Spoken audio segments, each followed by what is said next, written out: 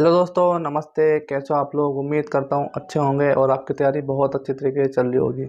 दोस्तों, आज 60 day hard challenge का कौन सा दिन है? आज 12वां दिन है। ठीक है दोस्तों, मैंने आपको 11वें दिन में क्या बोला था कि आपको एक मॉक टेस्ट लगाना है। ठीक है, आप ऑनलाइन भी लगा सकते हैं, ऑफलाइन भी लगा सकते हैं। ठीक है, तो अगर आपका जितना भी स्कोर रहा है तो मुझे नीचे कमेंट करके बताना कि मेरा इतना स्कोर रहा है और मेरा अभी टाइम, चाहे कितना भी स्कोर है, चाहे आपका 150 हो, 160 हो, 140 हो, 120 हो, कितना भी स्कोर हो, चाहे 200, कितना भी स्कोर हो 300 में से, आप नीचे कमेंट करके मुझे बताना। ठीक है, और मैं अपना स्कोर कब बताऊंगा? आपको कल को बताऊंगा। ठीक है, मैं अपना स्कोर आपको कल को बताऊंगा।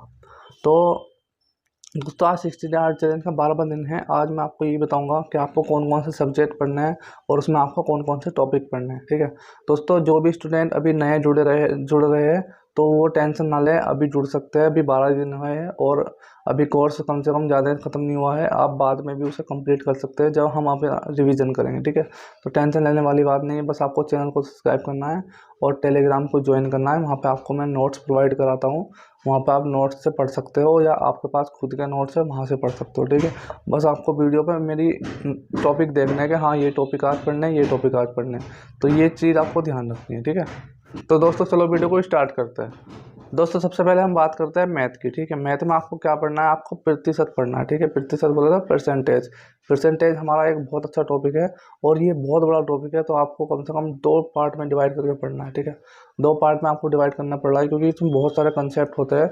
तो मैं 2 पार्ट में आपको डिवाइड करके पढ़ाऊंगा। जो प्रतिशत है, इसे अच्छे से पढ़ना है। सभी हमारे जितने भी मैथ के सब्जेक्ट है उसमें ये प्रतिशत पूछा जाता है। ठीक है, तो कम से कम 2 क्वेश्चन प्रतिशत के हमारे मैथ में आते हैं यूपी पुलिस कांस्टेबल के री एग्जाम में। ठीक है, और अगला सब्जेक्ट है हिंदी। हिंदी में आपको क्या पढ़ना है? हिंदी में आपको पढ़ना है समाज। ठीक है, समाज भी बहुत अच्छा टॉपिक है और इसमें से एक क्वेश्चन आता है हमारे कांस्टेबल के एग्जाम में। ठीक है, अगला सब्जेक्ट है हिस्ट्री। हिस्ट्री में आपको क्या करना है? मौर्य साम्राज्य करना है। ठीक है, मौर्य साम्राज्य की स्थापना किसने की? अंतिम शासन कौन था? आपको ये चीज़ पढ़नी है हिस्ट्री में। और आपका अगला सब्जेक्ट है स्टैटिक जीके।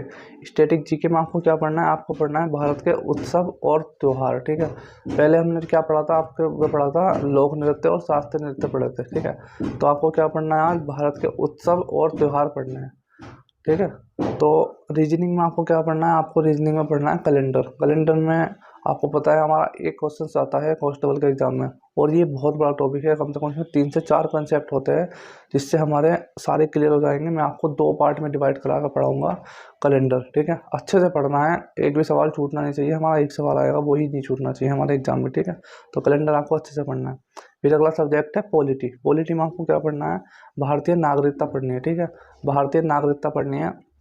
बस आपको ये सब्जेक्ट पढ़ना है, math, Hindi, history, static GK, reasoning, polity. आज आपको 12वें दिन में ये पढ़ना है। तो दोस्तों, आपका जितना भी अच्छे से पढ़ रहे हो, अगर आप अच्छे से कंप्लीट कर रहे हो अपना टारगेट सारे दिन का जितना भी है, चाहे आप 10 बजे सो के उठते हो, चाहे आप सुबह 4 बजे सो के उठते हो, 6 बजे सो के उठते हो, कोई बात नहीं है। तो आपको पता है मैं 6 बजे वीडियो अपलोड करता हूँ और 6 बजे टेलीग्राम पे आपको नोट्स प्रोवाइड कराता हूँ। कोई बात नहीं है, जितने भी आप पढ़ना चाहते हो पढ़ सकते हो, लेकिन आपको टारगेट कंप्लीट करना है बस।